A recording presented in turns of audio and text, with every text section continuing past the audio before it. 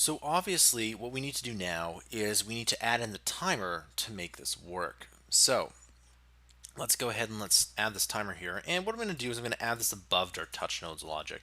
Now one thing you need to understand is that when you're making games or apps, or it doesn't matter whatever it is, sometimes you set up functions that you add later. It's up to you whether you want to do this or not, but lots of programmers do, including myself. So that's why we're going to use the touch node logic later. Okay, so let's add in a function. We'll call this game timer, and we can even make it a little bit better. Start game timer. Okay, and let's add in our wait. We'll make it equal to skaction.wait for duration, and make it 1.0, which is how long the counter will be. We'll say let count down timer is equal to skaction.runBlock.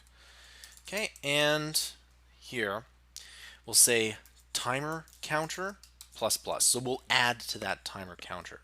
Okay, and then what we'll say is that if timer counter is less than 0, then we'll say lbl main.text is equal to ready.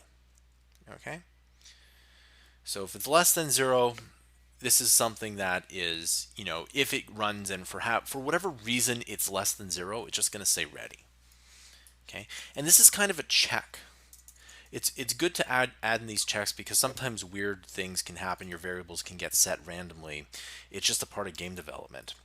So let's say if timer counter double equals 1, we're going to say that this is intro message, and then we're going to say that it's going to be timer counter.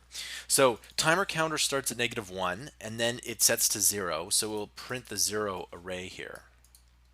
Okay, now I'm going to copy that and paste it a couple more times.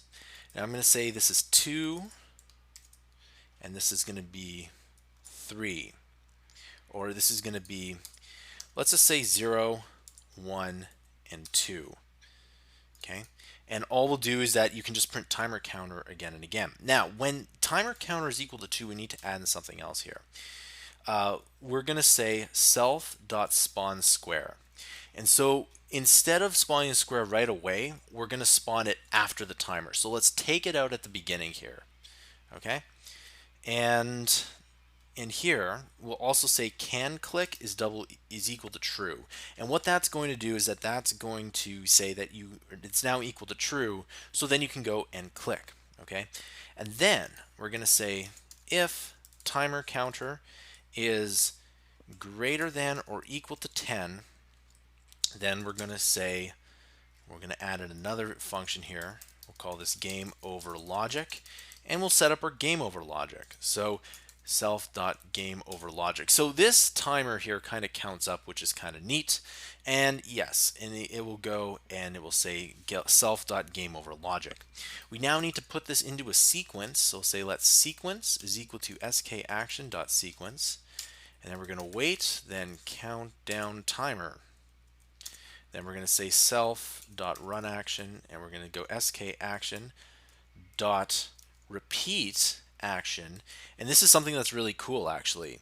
So it's going to say repeat action forever, and we're going to repeat the sequence forever. All right, and there we go. Now what we also need to do is we need to go up to the top and do start game timer. If you don't add in that game timer, it won't work. All right, this concludes the tutorial.